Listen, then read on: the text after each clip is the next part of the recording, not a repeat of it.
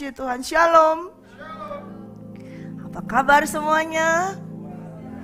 Haleluya, puji Tuhan. Yes, thank you Lord Jesus. Ya, dwell in me and I dwell in you, saudara. Ya, kita mau tinggal di dalam Yesus. Siapa yang mau tinggal dalam Yesus? Angkat kedua tanganmu. Oh, haleluya, puji Tuhan. Ya, bukan hanya sekedar hidup bersama Yesus, amin. Tapi kita mau tinggal di dalamnya. Ya, Tuhan berkata bahwa kalau kita tinggal di dalam Dia, maka Dia akan tinggal di dalam kita. Ya. Ada syaratnya. Semua pasti kepingin Tuhan Yesus tinggal di dalam kita. Amin. Tapi persyaratannya adalah kita harus tinggal di dalamnya. Ya, amin. Kita harus tinggal terlebih dahulu di dalamnya. Maka Tuhan Yesus akan tinggal di dalam kita. Dan kalau kita bagaimana untuk tinggal di dalam Dia? Firman Tuhan kita baca ya. Tetap di dalam Yohanes 15 terlebih dahulu. Ya. Yohanes 15 ayat 1 hingga ayat yang keempat boleh. Saya mau kita membacanya bersama-sama. Amin. Dengan suara keras. Amin. Oke, sudah mendapatkannya? 1, 2, 3. Akulah pokok anggur yang benar dan Bapakulah pengusahanya. Setiap ranting padaku yang tidak berbuah dipotongnya, dan setiap ranting yang berbuah dibersihkannya supaya ia lebih banyak berbuah. Kamu memang sudah bersih karena firman yang telah kukatakan kepadamu. Tinggallah di dalam aku dan aku di dalam kamu. Sama seperti ranting tidak dapat berbuah dari dirinya sendiri kalau ia tidak tinggal pada pokok anggur, demikian juga kamu tidak berbuah jikalau kamu tidak tinggal di dalam aku. Stop sampai situ dulu. Amin. Ya. Tuhan sudah menyampaikan bahwa Dialah pokok anggur yang benar, dan Bapa surgawi adalah pengusahanya. Artinya yang memilikinya, ya, yang memiliki semuanya itu Bapa surgawi. Ya. Dan dikatakan di sini Tuhan Yesus berkata bahwa setiap ranting padaku, di pokok anggur itu ada ranting banyak yang tidak berbuah, dipotongnya. Setiap ranting yang berbuah dibersihkannya supaya lebih banyak apa? Berbuah. Ya. Saudara memang sudah dibersihkan oleh firman Tuhan. Ya. Ketika kita menerima Yesus, kita mungkin menerima firman Tuhan, kita sudah dibersihkan. Tetapi selama kita menerima Tuhan Yesus, ya, kadang-kadang di dalam kehidupan kita masih ada hal-hal kotor yang ada di dalam kita. Dan Tuhan mau kita ini tinggal di dalam Dia. Karena itu Tuhan menghendaki kita ini mesti dibersihkan. Ya, supaya apa? Menghasilkan buah lebih banyak lagi. Menghasilkan buah lebih banyak lagi. Berarti firman Tuhanlah itulah yang membersihkan kita. Amin. Oleh karena itu saudara, siapa yang suka mendengar firman Tuhan? Siapa yang suka akan firman-Nya? Nah, berarti kalau setiap kali kita mendengar firman-Nya, membaca firman-Nya, itu adalah kesempatan dari Tuhan apa? Membersihkan kita, membersihkan. Ya. Suatu saat ketika kita berada di jalan, berada di lingkungan lain, bukan di komunitas orang-orang yang percaya kepada Tuhan, mungkin ada hal-hal yang merusak atau kotor. Nah, kita tidak bisa untuk bisa melewatinya. Tapi setelah kita mendengar, membaca firman, nah hal-hal kotor tadi yang lewat dalam pikiran kita, lewat dalam hati kita, nah itu firman itulah yang membersihkannya. Firman itulah yang membersihkannya. Setiap hari, saudara, kita tidak bisa melewati, kita nggak bisa kan pilih jalan. Ya, saudara tadi dari rumah ke sini, ya, kids di depan ya, sini di depan sini semua kids. Duduk di sini di depan semua. Dengarkan firman Tuhan dengan baik. Ayo kids di depan. Ya, nanti ya. Boleh, silakan di depan sini dan dua baris depan ini. Ayo, duduk yang rapi dan hormati Tuhan. Oke. Puji Tuhan. Ya. Ketika saudara tadi dari rumah berangkat untuk ke sini, mungkin ketika saudara melewati jalan macet ya. Saudara nggak bisa pilih, ya kan? Mesti lewat jalan, misalnya jalan itu macet. Dan ketika jalanan itu macet, kadang-kadang jalan macet begitu saja bisa juga mengotori hatimu kan?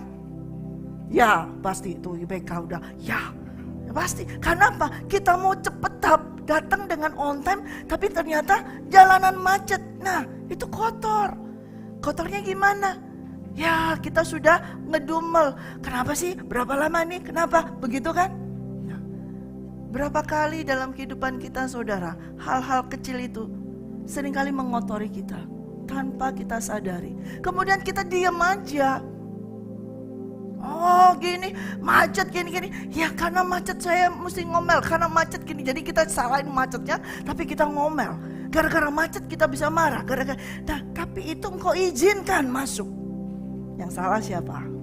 Kita sendiri. Nah karena itu kita pentingnya kita terus mau mendengar firman Tuhan. Supaya ketika jalanan tadi macet, ada lempar kerikil kah atau apa ke kita, tapi ketika firman Tuhan yang kita dengar adalah bahwa Tuhan Yesus mengasihi kita, ya, firman itulah yang melembutkan kita sehingga kita oke, tenang, kita jalani. Ya.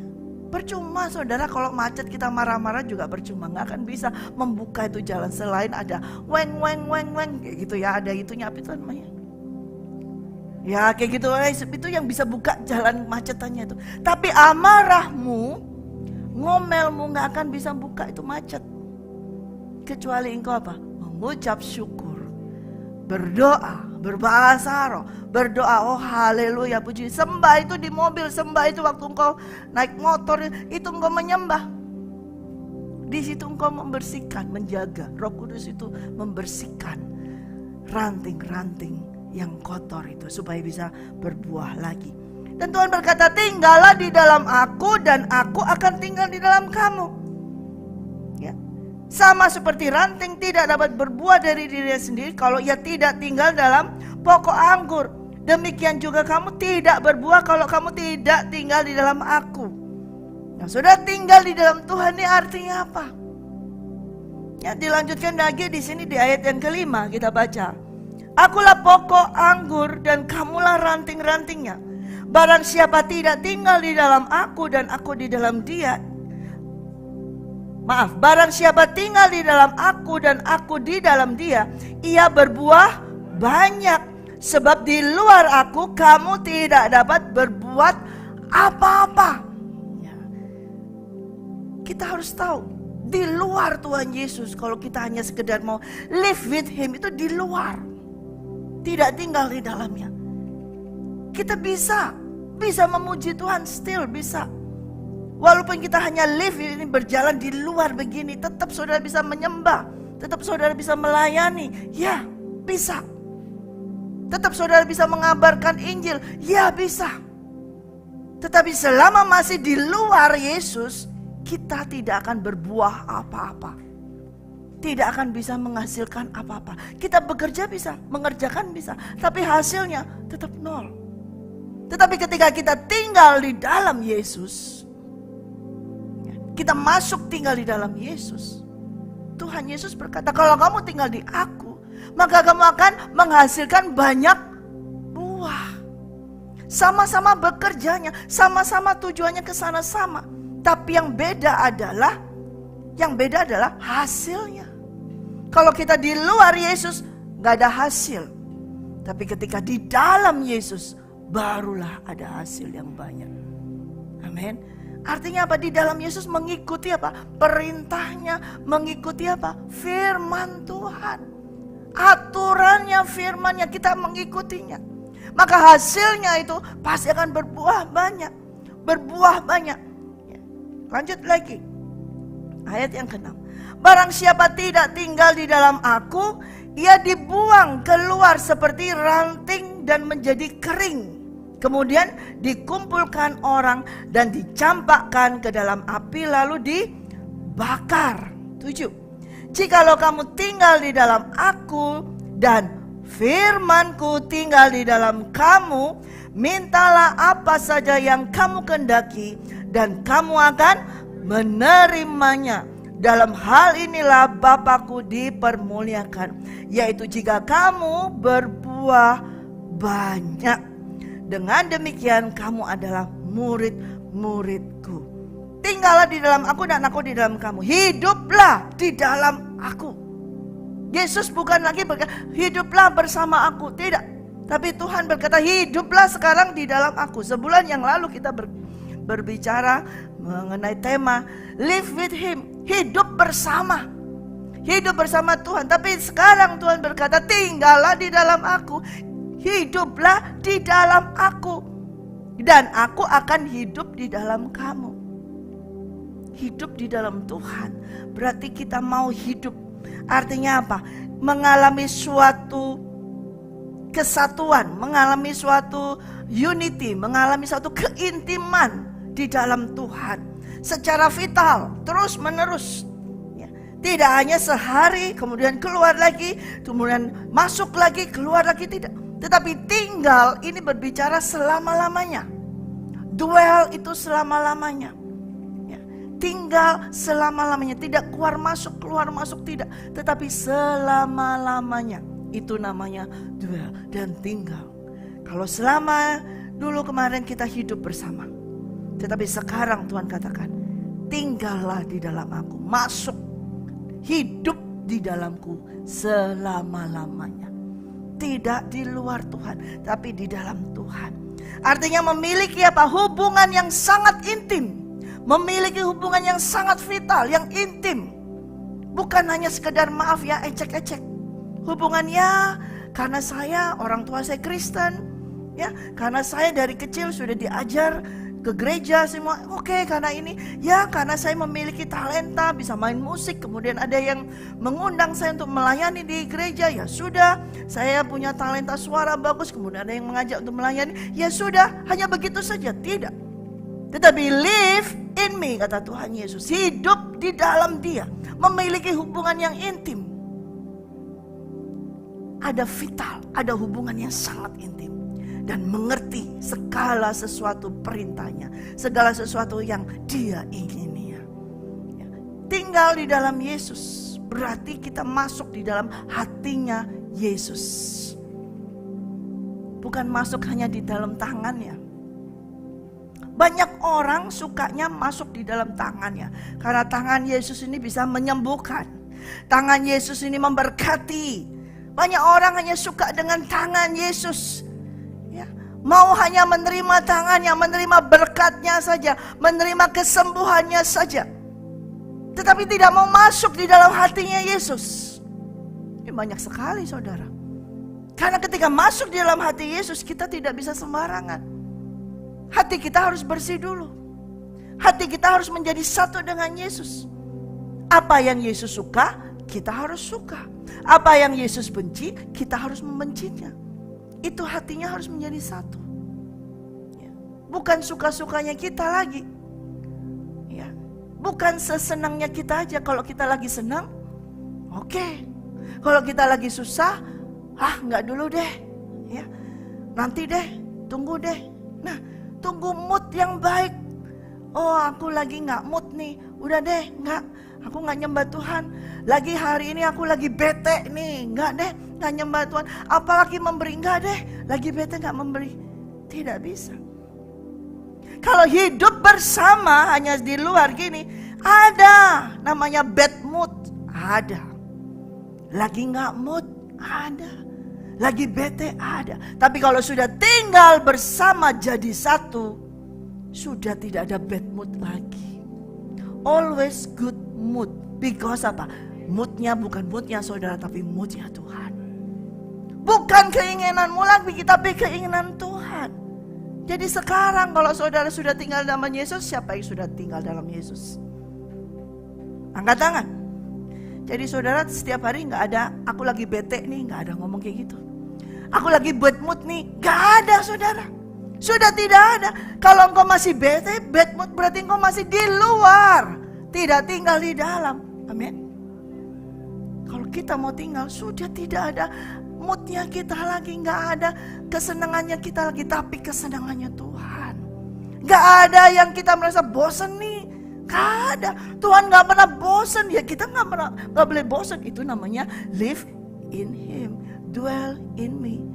Amin. Belajar di sini. ini dulu. Baru setelah itu kita bisa mengerti, oh ini yang tidak Tuhan sukai, oh ini yang Tuhan sukai. Dari kita apa? Menjadi satu, bergaul setiap hari menjadi satu. Ya. Mulai sekarang saya harapkan saudara semua yang hadir dan yang di rumah sudah tidak ada istilah bad mood, tidak ada.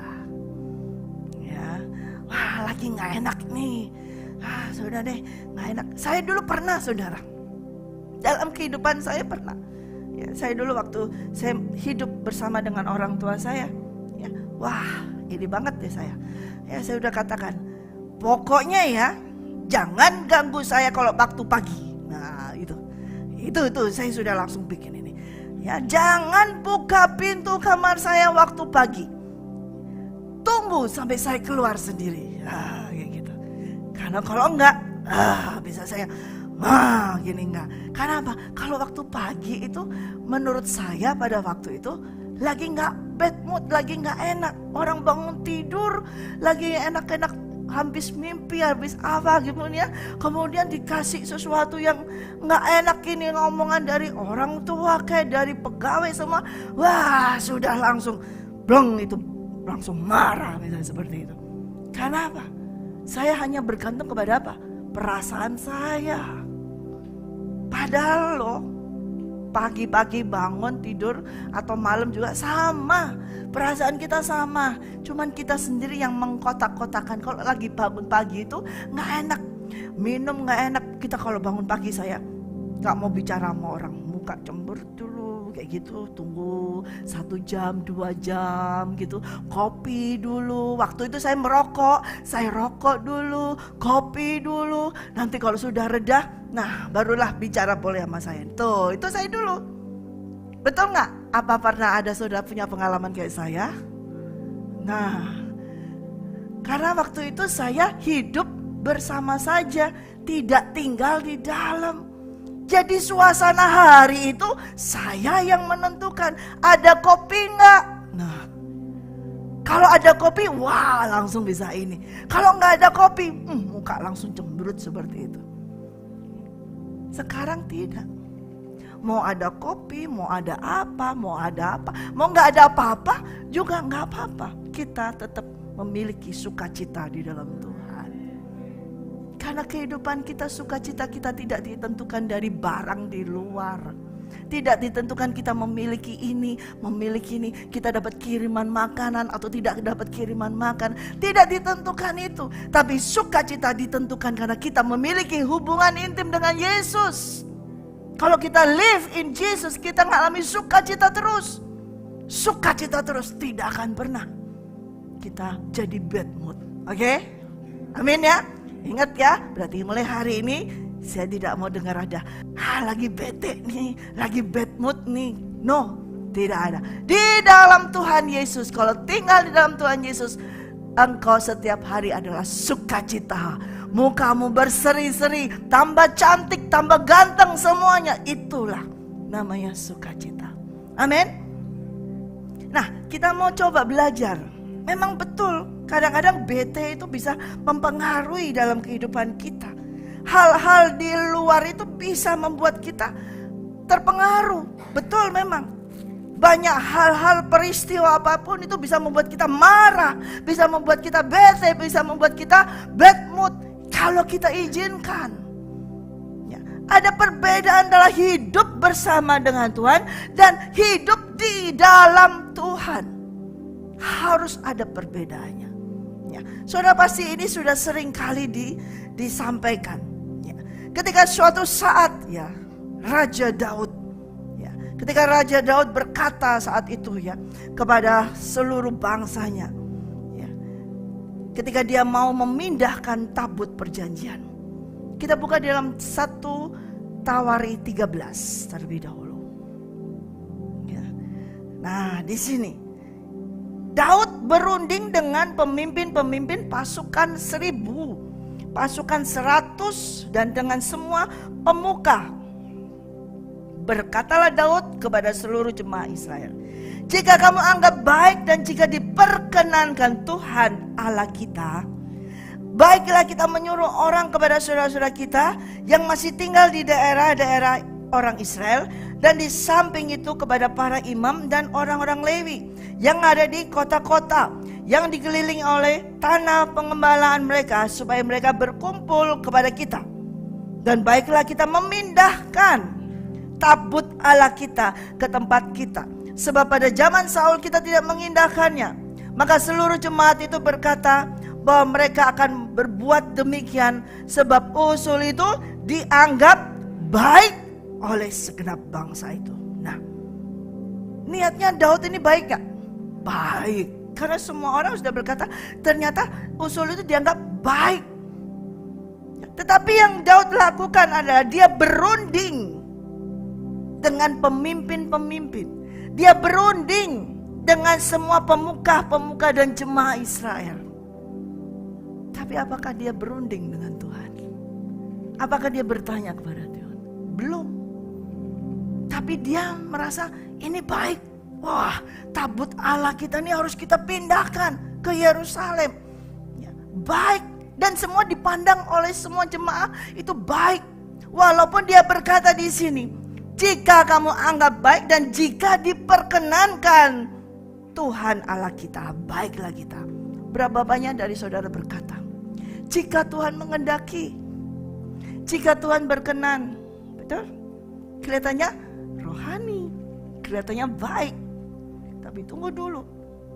Kalau engkau berkata seperti itu menunjukkan statusmu. Berarti engkau masih hidup bersama. Tetapi bila kamu sudah di dalam, adalah kehendak Dia yang kamu laksanakan. Bisa ngerti saudara? Jadi kamu harus tahu, yakin sebelum kamu bertindak, sebelum kamu berkata, itu kamu harus cek dulu dengan Tuhan. Betul ini adalah dari Tuhan, dan itu engkau perkatakan, kau lakukan. Bukan lagi jika Tuhan berkenan, jika Tuhan menghendaki. Kelihatannya baik, tetapi menunjukkan bahwa engkau belum intim dengan Dia, belum masuk di dalam Dia. Kalau masuk di dalam Dia, pasti akan lain. Daud pada saat itu dia mengumpulkan semuanya, orang itu semuanya. Akhirnya dia membawa semuanya itu untuk berangkat ya, dari Israel ke Baala, kemudian ke Kiryat Yarim, ya, sehingga di sana dia mengangkut tabut itu, tabut Allah itu diangkut, ya. Dan kita lihat di ayat yang ke-7, mereka menaikkan tabut Allah itu ke dalam kereta yang baru loh ya, bukan lama loh saudara, bukan barang lama, bukan barang pinjaman, baru. Dari rumah Abinadab sedang Usa dan Ahio mengantarkan kereta itu. Daud dan seluruh orang Israel menari-nari di hadapan Tuhan dengan sekuat tenaga. Tuh, diiringi nyanyian, kecapi, gambus, rebana, ceracap dan nafiri. Ketika mereka sampai di tempat pengirikan Kidon, maka Usa mengulurkan tangan yang memegang tabut itu, karena lembu-lembu itu tergelincir. Maka bangkitlah murka Tuhan terhadap Usa. Lalu ia membunuh dia karena Usa telah mengulurkan tangannya kepada tabut itu. Ia mati di sana di hadapan Allah. 11. Daud menjadi marah. Daud menjadi bete. Daud menjadi bad mood, ya, marah. Karena Tuhan telah menyamar Usa demikian hebatnya. Maka tempat itu disebut orang Peres Usa sampai sekarang. Pada waktu itu Daud menjadi takut kepada Allah. Lalu katanya, bagaimanakah aku dapat membawa tabut itu ke tempatku? Sebab itu Daud tidak mau memindahkan tabut itu ke tempatnya, ke kota Daud. Tetapi Daud menyimpang dan membawanya ke rumah Obed Edom, orang Gad itu. 3 bulan lamanya tabut itu tinggal pada keluarga Obed Edom itu di rumahnya, dan Tuhan memberkati keluarga Obed Edom dan segala yang dipunyainya. Ya. Ini karena dia merasa melakukannya itu sesuatu yang baik. Dan dia tidak berunding dengan Tuhan, dia tidak bertanya kepada Tuhan. Dia hanya berunding dengan para tua-tua dan semua orang yang menurut dia sudah waktunya kita memindahkan tabut ini. Dan walaupun dia melakukannya dengan membawa kereta barunya, tetapi dia tidak tahu bagaimana mengangkut tabut. Dia hanya pikir, wah ini punya Tuhan, aku harus membuat suatu kereta yang baru, yang bagus, karena ini tabut. Dia menghormati seperti itu, tetapi dia tidak mengikuti aturan daripada Tuhan. Ada banyak hal ketika kita melakukan hal yang baik, hal yang benar, tapi seringkali kita tidak melakukannya menurut peraturan daripada Tuhan, tidak menurut perintah daripada Tuhan. Berakibat fatal, berakibat apa? Jatuh. Ya. Karena pada saat itu Daud tidak bertanya.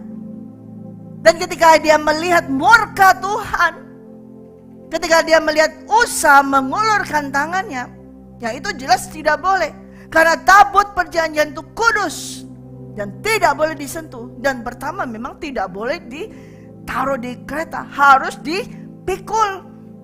Ya, caranya sudah salah. Ya. Kemudian juga Usa ini tidak menghormati apa? Hadirat Tuhan. Karena di dalam tabut itu, di atas tabut itu, itulah hadirat Tuhan. Dan Usa ini apa? Selonongan. Selonong boy, enak aja. Oh, dia mau berusaha kayaknya baik, menolong. Langsung begini. Tapi itu ceroboh. Tapi itu adalah tidak benar. Tidak boleh di hadapan Tuhan. Karena Tuhan ketika engkau berusaha untuk menahannya, itu sepertinya engkau tidak percaya bahwa Tuhan itu sendiri ada di dalam tabut itu. Walaupun misalnya dia sempat tergelincir atau tabut kereta itu, lembu itu tergelincir, tetapi kalau Tuhan hadir, Tuhan ada di tabut itu, Tuhan dapat menjaganya itu semua. Tetapi manusia ini seringkali merasa dirinya paling kuat, paling bisa, paling tahu. Oh, aku yang jaga. Usaha mencoba untuk menjaganya dengan dia melanggar kekudusan dari Tuhan. Dan itu merupakan kelihatannya di mata orang baik, tapi itu adalah tidak benar. Dan Daud marah. Terus bagaimana ini? Wah, nggak bisa nih. Sudah deh, nggak jadi deh. Tinggal aja di sini di Obed-Edom. Sampai kemudian kita baca di pasal yang 15. Daud belajar dari kesalahannya. Nah, ini kita harus belajar dari seorang raja yang bernama Daud. Daud pernah melakukan kesalahan. Banyak dia melakukan kesalahan. Ketika dia memindahkan ini, dia salah karena dia tidak bertanya kepada Tuhan. Dia cuma bertanya sama semua teman-teman orang-orang yang dia merasa punya hikmat, tetapi dia tidak bertanya kepada Tuhan. Sedangkan dia memindahkan ini bukan barangnya dia. Yang dia pindahkan adalah tabut perjanjian Allah, milik daripada Tuhan Allah. Ya, karena itu dia belajar. Wah, kemarin terjadi kesalahan, kemarin terjadi masalah, terjadi musibah. Dia belajar lagi bagaimana. Dia berdoa, dia bertanya. Di pasal 15 kita membaca, Daud mulai melakukan lagi. Dia membuat bagi dirinya gedung-gedung di kota Daud. Lalu ia menyiapkan tempat bagi tabut Allah dan membentangkan kemah untuk itu. Jadi kemah dia sudah siapkan itu. Ketika itu berkatalah Daud, nah dia mulai berkata nih, janganlah ada yang mengangkat tabut Allah selain daripada orang Lewi. Sebab mereka lah yang dipilih Tuhan untuk mengangkat tabut itu dan untuk menyelenggarakannya sampai selama-lamanya. Dia tahu dari mana? Karena dari dia hidup bersama dengan Tuhan, dia sekarang tinggal di dalam Tuhan. Dia masuk di dalam Tuhan. Dia bertanya bagaimana caranya Tuhan memindahkan. Dan Tuhan memberitahukan kepada Daud. Kemudian Daud dikumpulkan semuanya. Ya. Ayat yang 4, Daud mengumpulkan Bani Harun dan orang Lewi. Dari Bani Kehat, Uriel seorang pemimpin dan saudara-saudara sepuaknya 120 orang. Dan Bani Merari, Asaya seorang pemimpin dan saudara-saudara sepuak 220 orang. Semua dari Bani Gersom, Yoel orang pemimpin dan saudara-saudara sepuaknya 30 orang. Dari Bani Elsafan dan Semaya seorang pemimpin dan saudara sepuaknya 200 orang. Terus semua dikumpulkan semua. Lalu yang ke-11 Ayat 11, lalu Daud memanggil Sadok dan Abiatar, imam-imam. Nah, baru dia memanggil imam-imam. Dan orang-orang Lewi, yakni Uriel, Asaya, Yoel, Semaya, Eliel, Aminadab, dan berkata kepada mereka, hai kamu ini para kepala puak dari orang Lewi, kuduskanlah dirimu, kamu ini dan saudara-saudara sepuakmu, supaya kamu mengangkut tabut Tuhan Allah Israel ke tempat yang telah kusiapkan untuk itu. Sebab oleh karena pada pertama kali kamu tidak hadir, maka Tuhan Allah kita telah menyambar di tengah-tengah kita. Sebab kita tidak meminta petunjuknya untuk seperti seharusnya. Nah, pada saat itu juga para imam dan orang-orang Lewi menguduskan dirinya, dan mereka mengangkut tabut Tuhan Allah Israel. Kemudian Bani Lewi mengangkat tabut Allah itu dengan gandar pengusung di atas bahu mereka, seperti yang diperintahkan Musa sesuai dengan firman Tuhan. Daud mulai bertanya, bagaimana caranya mengangkutnya? Harus diangkut, dipikul oleh imam-imam Lewi. Ya. Kemudian 16, Daud memerintahkan para kepala orang Lewi itu supaya mereka menyuruh berdiri saudara-saudara sepuak mereka, yakni para penyanyi, dengan membawa alat-alat musik seperti gambus, kecapi, ceracap, untuk memperdengarkan nyaring lagu-lagu gembira. Ya, sekarang dia tahu, berarti sekarang harus membawanya dengan apa? Pikul, yaitu dengan orang-orang Lewi, bukan dengan kereta. Dia siapkan, katakan, ayo semua kamu kuduskan, ya, supaya kamu mengangkut ini semua. Ya.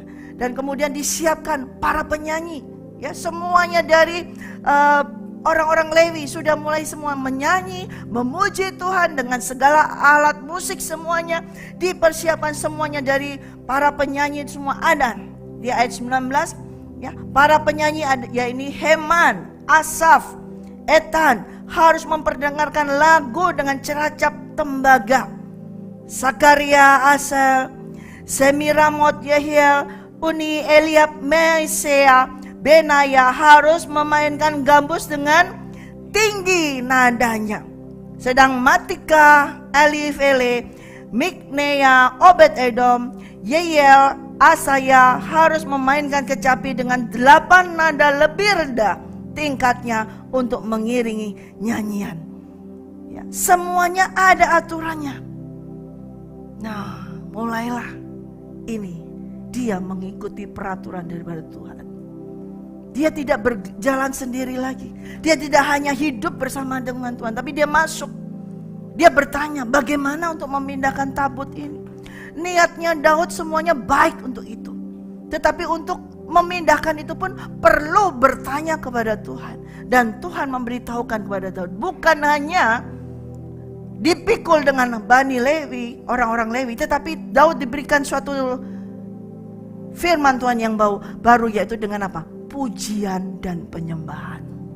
Mulai dengan puji-pujian, dengan penyembahan, itulah membawa hadirat Tuhan untuk masuk ke dalam kota Yerusalem, tempat yang sudah disediakan. Ya. Dari tabernakel Musa, ya, yang dari Sinai Musa, dan sekarang ini adalah yang keempat yang di Bible study yang saya sampaikan, yaitu sekarang tabernakel Daud mulai ada di sinilah. Yaitu dimulai dengan apa? Puji-pujian, penyembahan. Ya. Karena tabut perjanjian itu hadirat Tuhan. Ketika menyembah di sini Daud mendapatkan bagaimana hidup di dalam Tuhan. Menyembah Tuhan bukan hanya sekedar melakukan yang benar, yang baik, tetapi harus ada puji-pujian, harus ada penyembahan. Kalau tinggal di dalam Tuhan itu bukan hanya baca firman, melakukan firman, semua ikut semua, tapi harus ada apa? Puji-pujian, penyembahan. Itu tinggal di dalam Tuhan. Nah, sekarang Daud melakukan itu, memindahkan tabut itu. Dia tidak lagi dengan kereta, tidak lagi sembarang. Walaupun pada saat pertamanya dia tetap dengan menari, tetapi yang kedua ini lebih dalam lagi, karena dia menari bukan dengan tenaganya saja, tapi dia menari dengan rohnya, menyanyi dengan rohnya.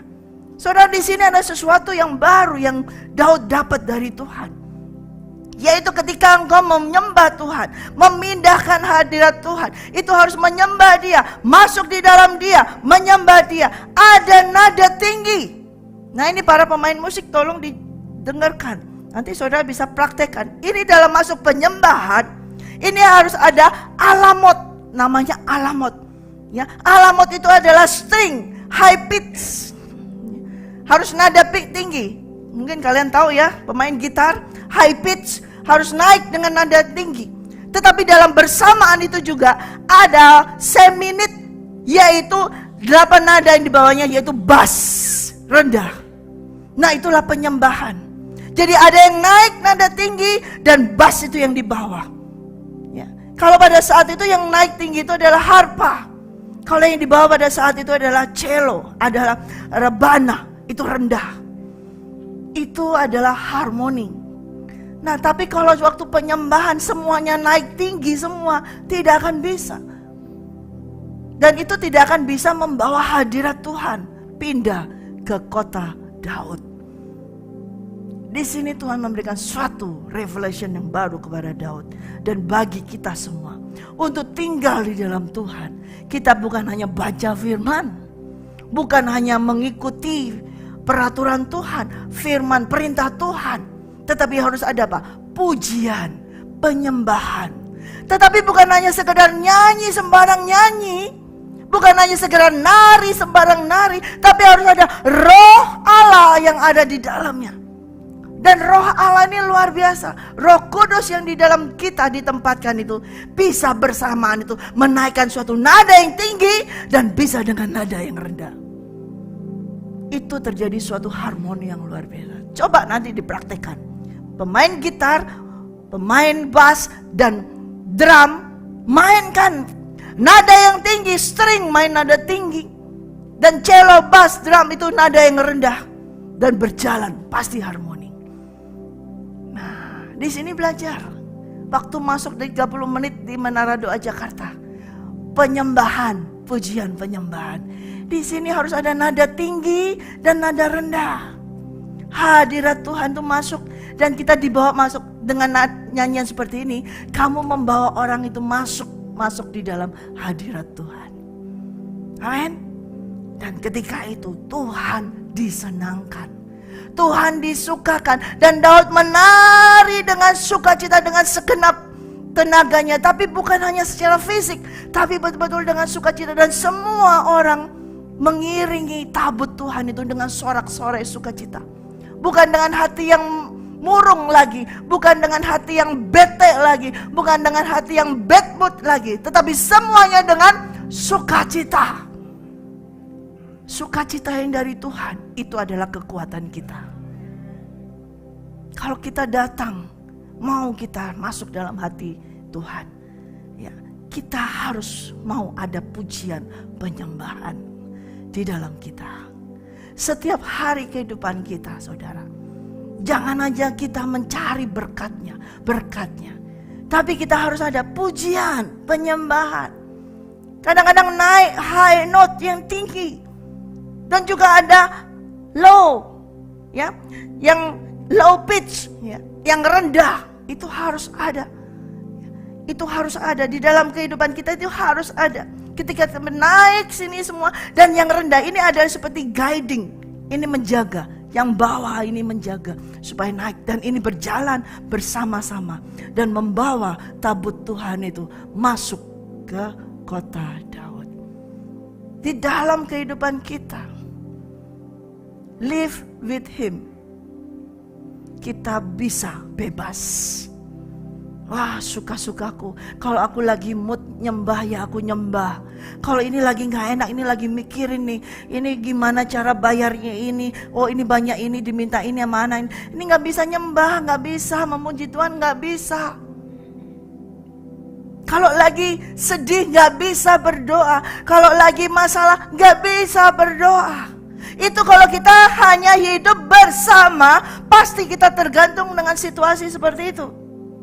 Tetapi kalau kita sudah di dalam Yesus Kristus, live in Jesus, dwell in me, Tidak peduli masalah apapun juga di luar kita, di dalam ini harus tetap ada high note dan tetap harus ada low pitch.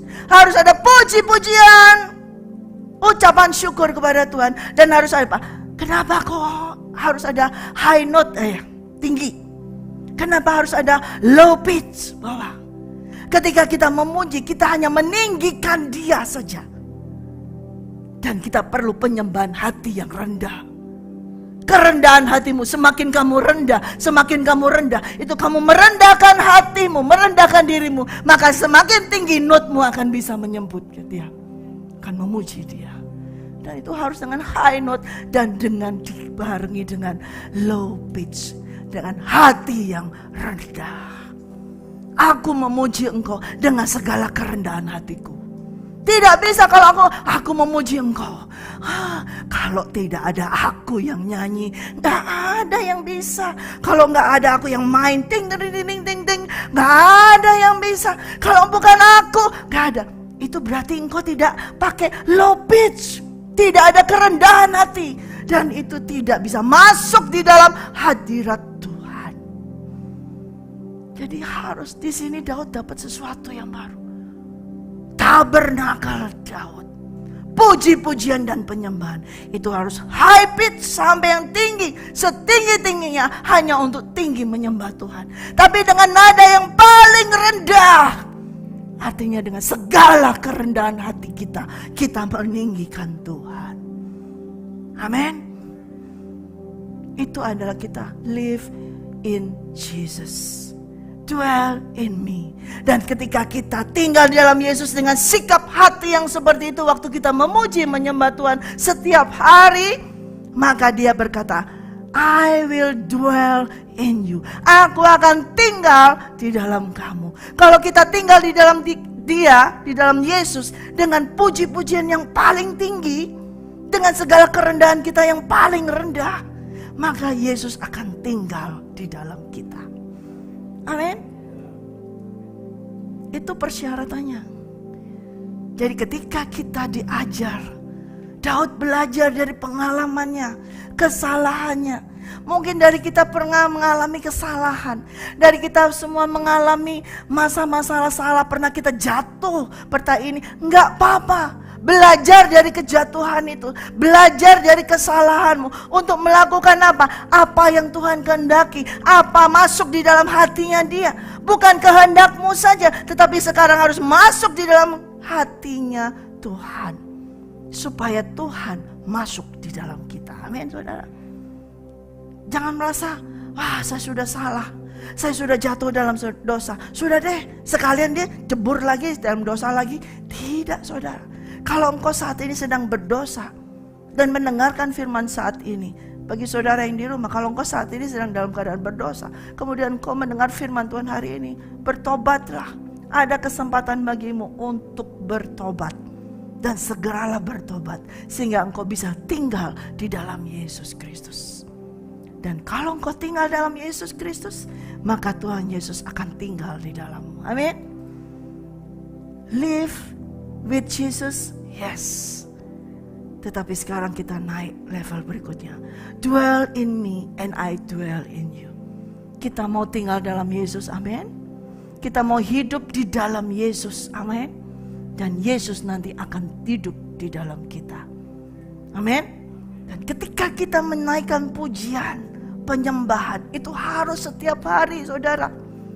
Oleh karena itu menara doa ini setiap hari ada puji-pujian penyembahan.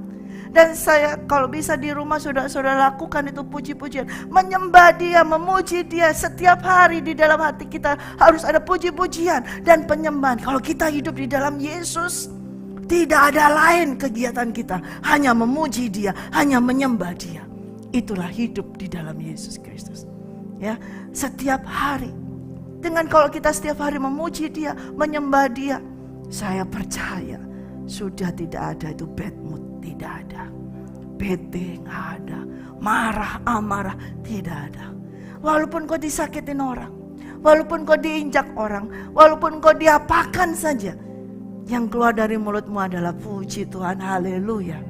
Puji Tuhan, haleluya. Sorak-sorai bagi Tuhan, puji Tuhan, terima kasih Tuhan. Menyembah terus, terpujilah nama, hanya itu yang keluar. Mau keadaan kita bagaimana sekarang?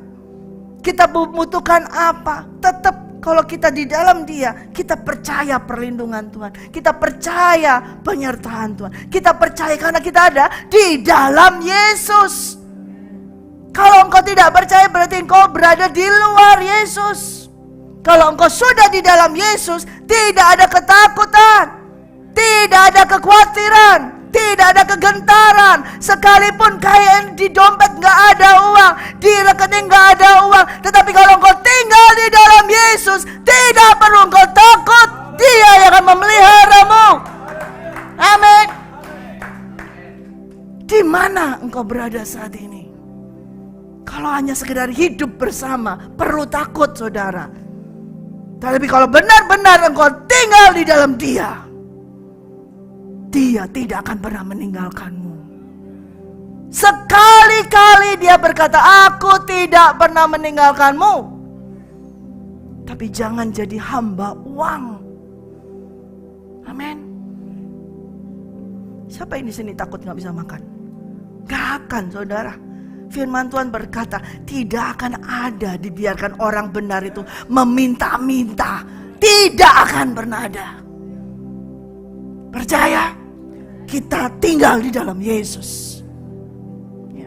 Setiap hari, saudara harus ingat, kalau ada di luar ini yang mau mengganggu, mau merusak hubunganmu dengan Tuhan, berkata, aku ini di dalam Yesus. Aku tidak takut. Apapun tidak takut. Ya. Nah itu ada ayat yang nyanyian yang apa? Apa? Bukan. Jika Allah di pihak kita, siapa yang dapat melawan kita? Nah, ya. Nah nggak bisa dong dibalik-balik, jangan gitu dong. Ya, jangan dibalik. Ya. Kalau jika Allah di pihak kita, siapa yang melawan? Kita di pihaknya siapa dulu? Kita harus di pihaknya Tuhan, baru Tuhan tidak akan membiarkan kita orang melawan kita. Pertama kali kita harus berada di pihak Tuhan terlebih dahulu. Maka Dia akan melakukan pembelaan itu. Jika kita tidak berada di pihaknya, tahu pihaknya. Jadi kayak partai, ya. Partai seperti itu, partai parpol atau gimana gitu. Saudara tidak masuk di dalam partainya Tuhan, maka saudara tidak akan dibela oleh Tuhan. Amin. Masuk dulu di dalam Tuhan, masuk dulu, jadi di dalam Dia dulu, maka pembelaan Tuhan itu pasti ada dalam kehidupanmu. Ayat itu tidak bisa diklaim begitu saja, nyanyian itu tidak bisa diklaim begitu saja. Di mana side-nya kamu? Kamu berada di pihak mana? Di pihaknya siapa? Kalau kamu berada di pihaknya iblis, lalu berkata, jika Allah di pihak kita, siapa dapat melawan? Kita berada di iblis pihaknya. Barusan aja bohong sama istri, sama suaminya. Bagaimana itu bisa terjadi? No way, gak akan bisa. Jadi kita harus betul-betul sekarang ini saudara, waktunya Tuhan tinggal sedikit. Kita harus benar hidup di dalam Tuhan. Bukan hanya sekedar live with Him. Bukan hanya ya sudahlah saya melayani Tuhan, ya sudahlah sisa waktu saya untuk melayani Tuhan. Tidak. Sungguh-sungguh di dalam Tuhan. Sudah tidak bisa main-main lagi. Sungguh-sungguh di dalam Tuhan, menyembah Tuhan dengan sungguh, hidup di dalam Tuhan, benar-benar ada di pihak Tuhan. Maka kalau sungguh-sungguh engkau di pihak Tuhan, tidak ada yang dapat melawanmu. Iblis tidak akan bisa. Tapi kita berada di pihak iblis, kita pasti akan jatuh. Mari saudara, hidup sekarang ini, di saat-saat seperti ini, dunia seperti ini, keadaan seperti ini. Sebentar lagi Tuhan Yesus datang. Marilah kita hidup di dalam Tuhan Yesus, supaya Tuhan Yesus hidup di dalam kita. Dan kita di dalam Tuhan, kita memuji dengan high note, penyembahan, pujian luar biasa, dengan hati yang rendah hati, dengan kerendahan hati, bahwa aku ini gak bisa, di luar Engkau aku gak bisa berbuat apa-apa. Tadi Tuhan Yesus sampaikan, kalau kita merasa, oh aku bisa, Aku bisa melakukannya ini. Aku bisa. Ya, motivator sekarang, kamu pasti bisa. Tuh kan semuanya, kamu pasti bisa. Kamu pasti bisa. Tapi firman Tuhan berkata, kamu di luar Kristus tidak akan bisa. Saudara mau ikut motivator, terserah, tapi saya ikut firman Tuhan. Firman Tuhan berkata, di luar Kristus saya tidak bisa. Tetapi di dalam Kristus Yesus saya bisa berbuah banyak. Amin. Hiduplah di dalam Yesus Kristus. Tinggallah di dalam Dia, dan Dia akan tinggal di dalam kamu. Amin. Haleluya, puji Tuhan. Cukup hari ini. Amin. Seperti tadi kita belajar dari seorang raja yang bernama Daud. Dia mengalami kesalahan. Dalam kehidupannya dia salah. Walaupun kelihatannya baik, benar, tapi dia salah. Tapi dia bertobat, dia berubah, dia bertanya lagi. Jadi ketika yang kedua kalinya dia memindahkan, sudah gak pakai berunding dengan orang-orang itu, tapi dia bertanya langsung kepada Tuhan. Dia masuk tinggal di dalam Tuhan, sehingga dia diberitahu harus begini, harus dengan menyanyi, harus dengan dipikul itu tabut, harus dengan apa? Hati yang merendah, ya. Seperti saudara kalau baca di kisah ini di dalam 1 Tawarikh tadi yang 15, Daud begitu menari dengan sukacita sampai dia menanggalkan baju apa? Kerajaannya. Jubah kerajaannya yang luar biasa itu dia tanggalkan. Dia pakai pakaian biasa, linen putih yang polos, gak ada pernak-pernik emasnya, gak ada sama sekali. Dia menari di hadapan Tuhan dengan segala kerendahan hatinya. Siapa yang barusan melihat coronation King Charles III? Itu jubahnya itu emas, wow, tebal dan berat sampai dia jalannya itu agak perlahan dan berat sekali. Itu namanya adalah raja, dia memakai jubah kayak gitu. Nah, Daud pun memiliki jubah yang luar biasa seperti itu. Itu menunjukkan bahwa kalau dia memakai jubah seperti itu adalah raja. Tapi ketika dia memindahkan tabut perjanjian Tuhan, ketika dia mau melakukan kehendak Tuhan, dia tanggalkan kerajaannya. Dia tanggalkan dia sebagai jubah kerajaan itu. Dia tanggalkan. Aku bukan raja. Aku seorang hamba menyembah raja di atas segala raja. Dengan apa? Pakaian polos. Linen putih itu kayak pakaian dalam. Polos. Gak ada atributnya. Gak ada apa-apanya. Jadi dia dengan mengenakan pakaian yang rendah. Rendah. Sampai istrinya, anaknya Saul, Mikal, memandang rendah. Ih, raja kok melakukan kayak gitu. Ih, siapa itu raja kok begitu? Dia dipandang rendah oleh orang. Tetapi di hadapan raja di atas segala raja, Tuhan meninggikan Daud. Saudara, suatu saat engkau akan dipandang rendah oleh orang. Ketika engkau menari, menyanyi dengan suara hatimu, dengan roh manusia rohmu. Mungkin orang, ih gitu, kok gitu sih narinya, kok gitu sih seperti itu. Orang lain akan menilai engkau rendah. Tapi raja di atas raja, ketika engkau merendahkan dirimu, meninggikan dia, maka dia disukakan. Engkau akan ditinggikan. Dan Tuhan berkata, satu-satunya Daud adalah orang yang berkenan di dalam hatinya dia. Amin. Kita mau hidup dalam Tuhan, amin. Oke. Puji Tuhan, kita mau menyanyi, mau menyembah Tuhan dengan hati yang betul-betul rendah. Bukan dengan hati yang meninggi, tetapi dengan hati yang rendah.